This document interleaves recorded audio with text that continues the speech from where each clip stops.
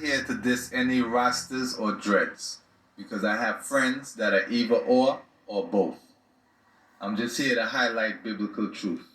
And considering observation is a keen essence to education, I could clearly see that Haile Selassie, along with his children, get haircuts.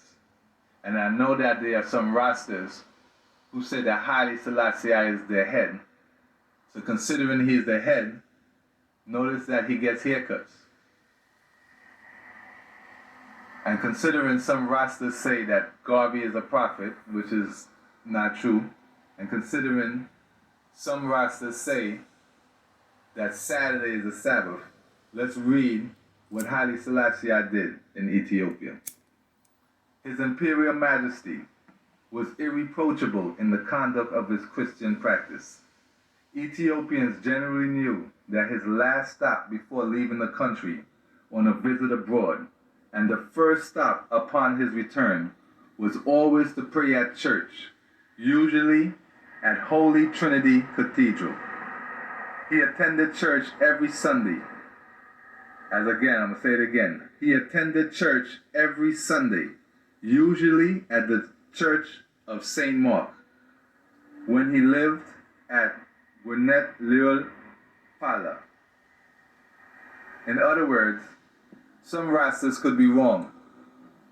So if you're going to use Selassie's name, you have to be correct. And notice it says, hair like wool and not like wolf. So to say or to promote the long hair white Jesus painting, or just in general, long hair, let's read what it says about that practice. Corinthians 14. Does not nature itself teach you that if a man has long hair, it is a dishonor to him? But if a woman has long hair, it is a glory to her, because her hair is given instead of a headdress.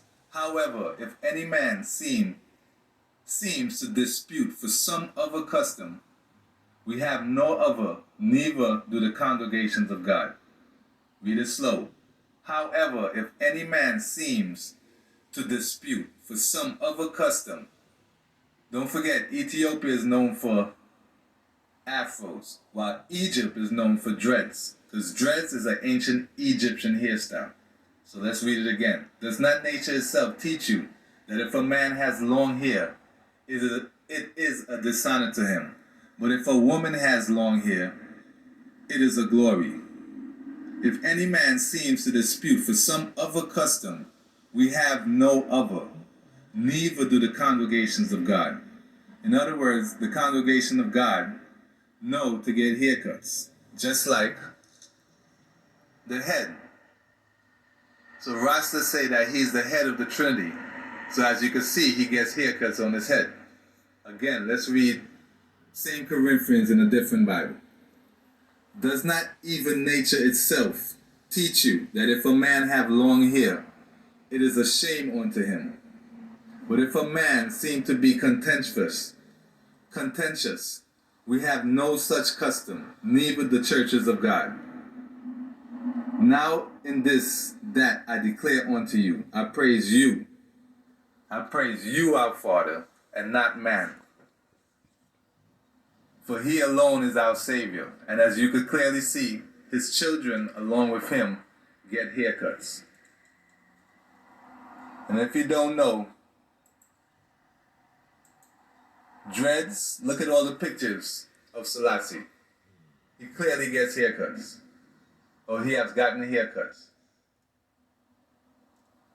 He clearly gets haircuts. So let's see what it says about Egypt. This is Egypt, and this is what Egypt is known for. Egypt is known for dreads. So that's where the custom comes from. And the Bible clearly tells us to leave Egypt and their ways. In other words, don't do as the Egyptians did. And let's read about the Nazareth vow. Because some people claim that because of the Nazareth vow, that's why they grow dreads.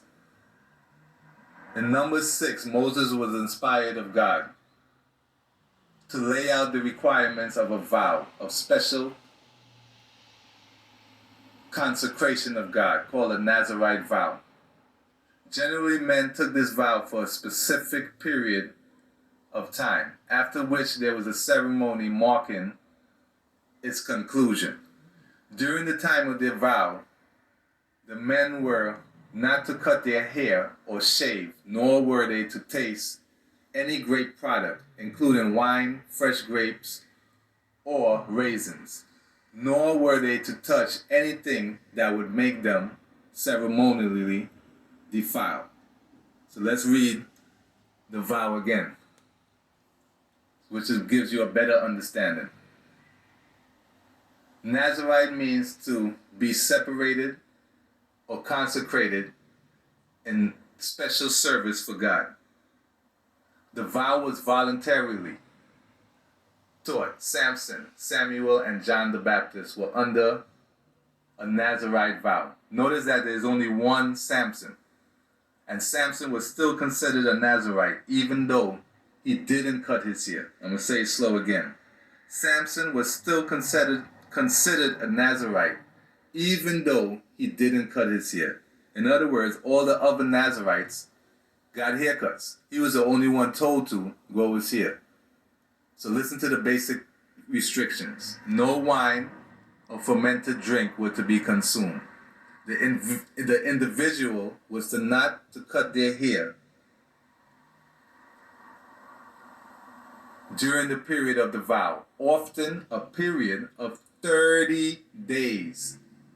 They were not to touch a dead body, either human or animal. Read it slow. The individual was not to cut their hair during the period of the vow, often a period of 30 days. In other words, the vow lasts approximately 30 days. It did not say don't ever get a haircut again. And I'm repeating it again, there was only one Samson. And it clearly says, hair like wool, not like wolf.